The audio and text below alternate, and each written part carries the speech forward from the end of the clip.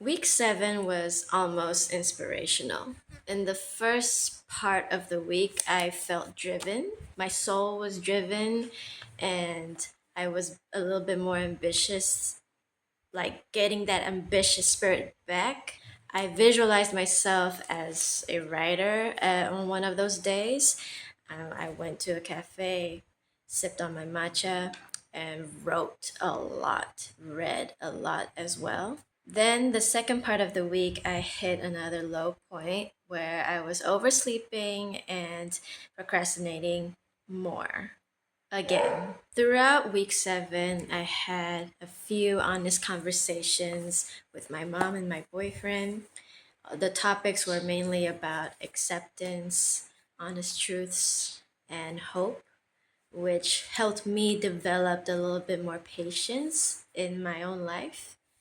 So for this video, it will be a bit different because I like to share 6 things I've noticed while I was developing more patience. Let me clarify what I noticed. I noticed the actions, desire to improve whatever was I didn't like, at least pushing myself to just do what I needed to do.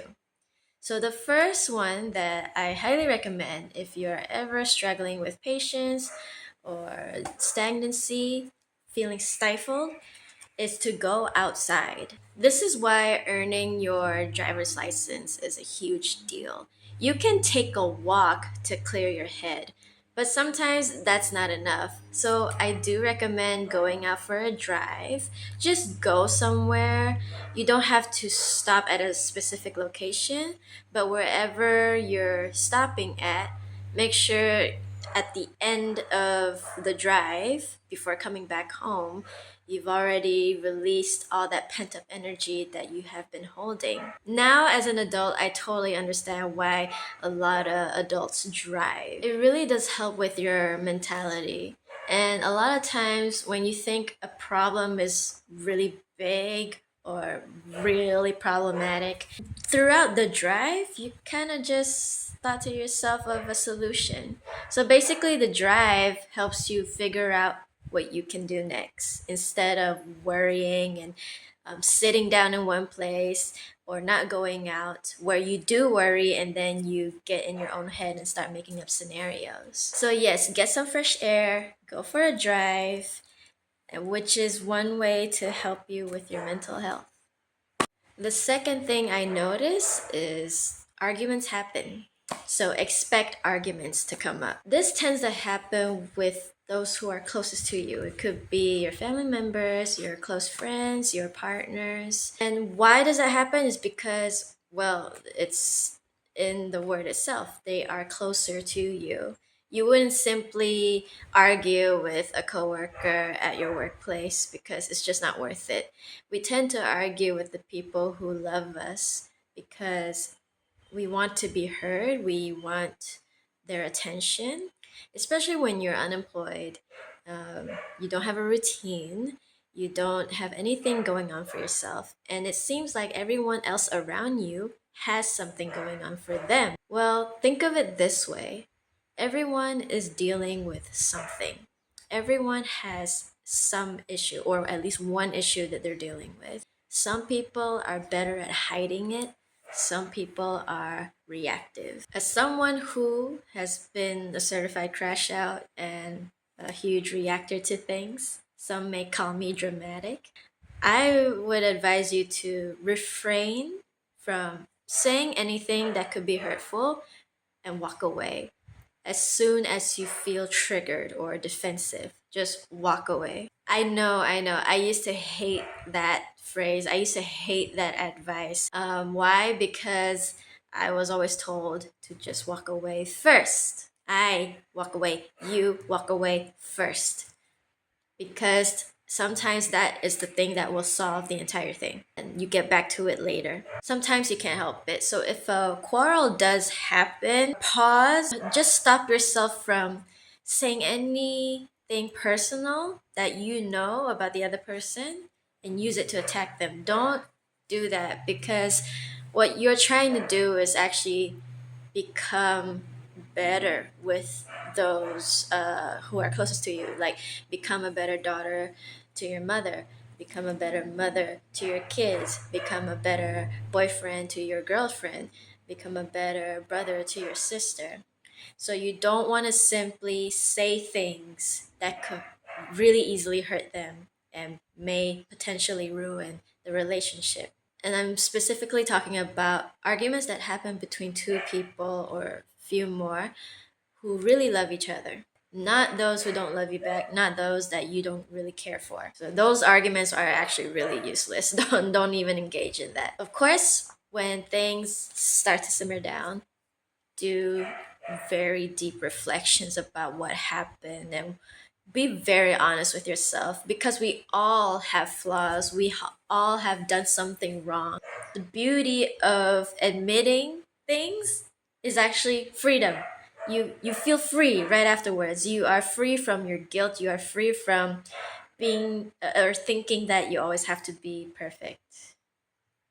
The third thing I noticed while practicing patience is that I started treating myself more often, at least once a week. I mean, that is the only time. So, once a week, go and treat yourself. I love matcha, and if you haven't been on my channel for a while, please know that I am a matcha girl. If you're a matcha person, matcha boy, matcha girl, let me know in the comments. Sometimes I enjoy a cup of coffee as well. Like, I tend to have an Americano or an espresso. It's because of my dad's influence, and because he's a coffee guy. But I love matcha, and whenever I get the chance to go out just for pleasure, or when I feel really down, I get myself a matcha. Like, I make that time worth it. Life is already hard, so don't make it harder on yourself. Make that treat worth your time. Don't spend too much every week just for that one treat. You gotta make it count.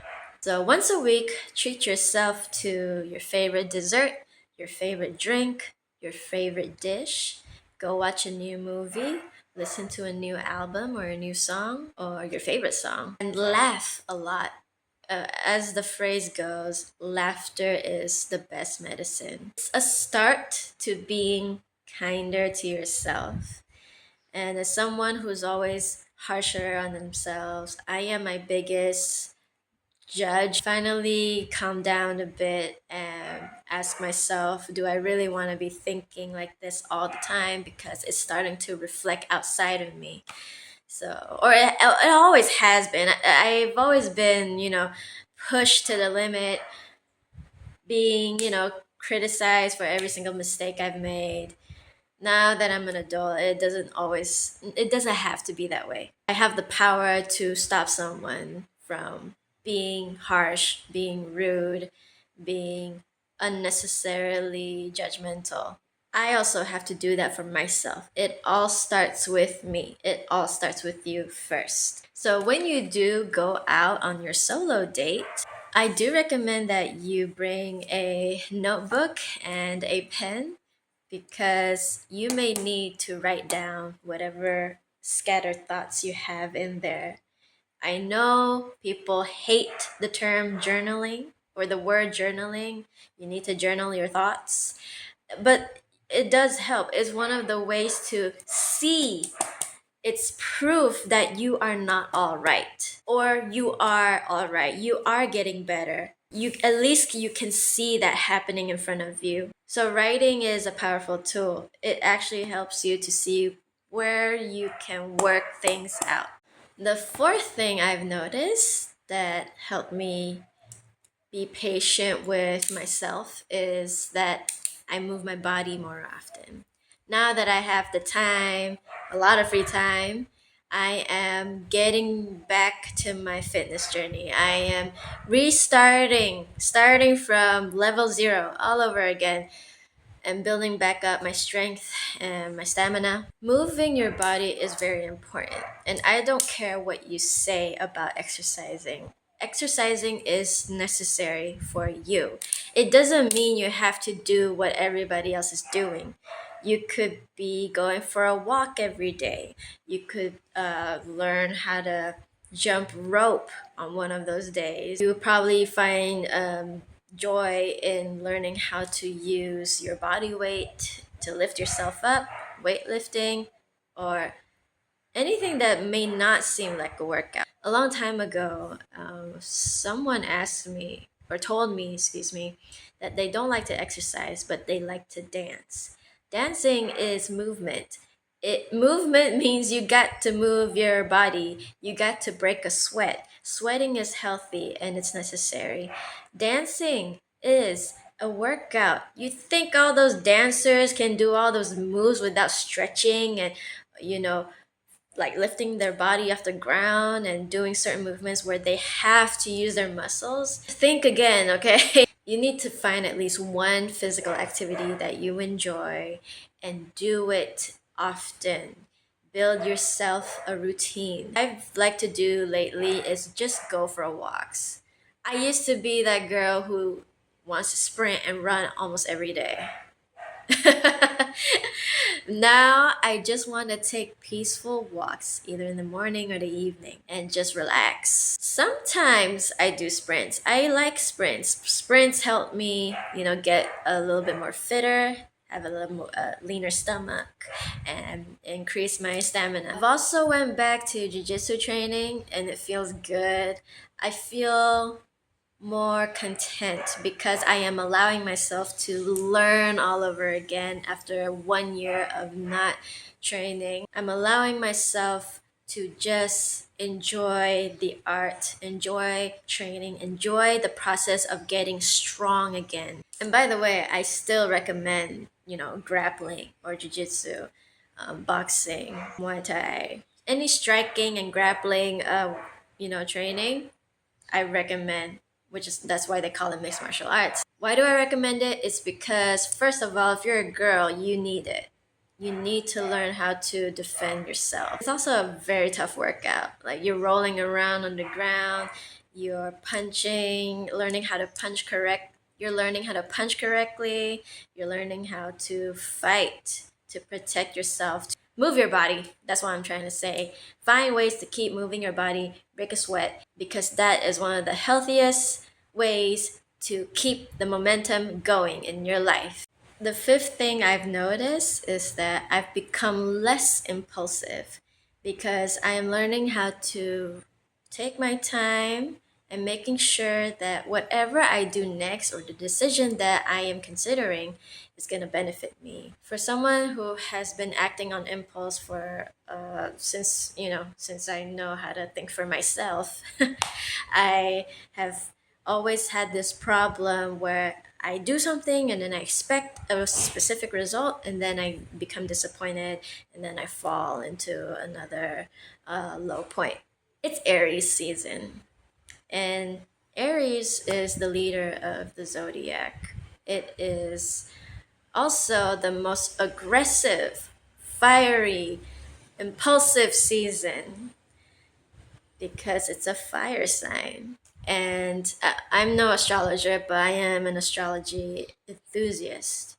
So I've been learning a lot from some professional astrologers on TikTok. What I'm trying to say is, in relation to that, was you have to have enough self awareness where you know you're going too fast or you're doing things too fast, you're making decisions without thinking through. With all this energy, you have to be easy, be steady, and learn how to pause, learn how to stop, learn when to stop. A lot of people have that problem. Know your limits. You have to be able to know your limits because it protects you, it saves you from things that could potentially hurt you. Now, I'm not a therapist, but the first time you react to something or someone out of protection, instinct, or fear, totally understandable. You're not wrong. Although the other person will never think of it that way, but you're not wrong. You just don't know how to handle that situation because it's the first time that's happened. But the second and third time, or sometimes many times after, you need to check yourself if you keep being reactive. Make sure that you do your best to find the resources and the help that will bring you to the next stage of growth because you need it. I just hope that the person I'm speaking to in this video is a person who is willing to be better for themselves. Improve because you want to. Don't improve because you want to please other people. Don't do that. Don't ever do anything. Don't do so many things to please other people. Okay? You got to please yourself first. And that is all for week seven's video. To remind you why I do this, the artist way is based on the book that I am using to help me get through this creative block that I have had for a long time. I've always wanted to do YouTube. I've always wanted to create content. I've always wanted to do something related to creating. Growing up, I did not have much to do with. I did have a laptop, I did have a phone, I mean, I had my first iPhone, I had my first MacBook, but at the time I was just a kid. I wanted to go viral and everything. Of course, I've grown. I don't really want to simply go viral. If I do go viral, I only hope that it is for the right thing. It is the right moment to be viral, or I did something that was positive.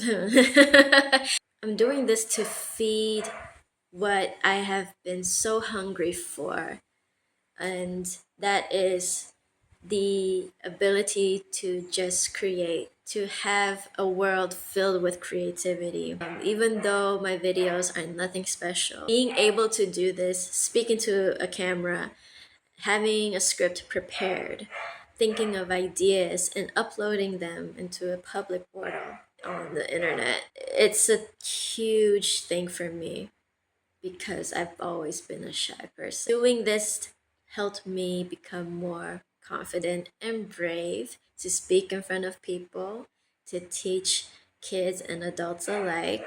Because when you have eyes all on you, oh my goodness, I cannot deal with that. I used to be very nervous at the thought of just speaking to one person and look at them in the eye.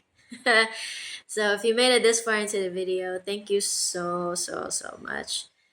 Please, please, once again, tell me your thoughts. You resonate with any of the things I just mentioned in this video. Whatever it is, let me know in the comments below.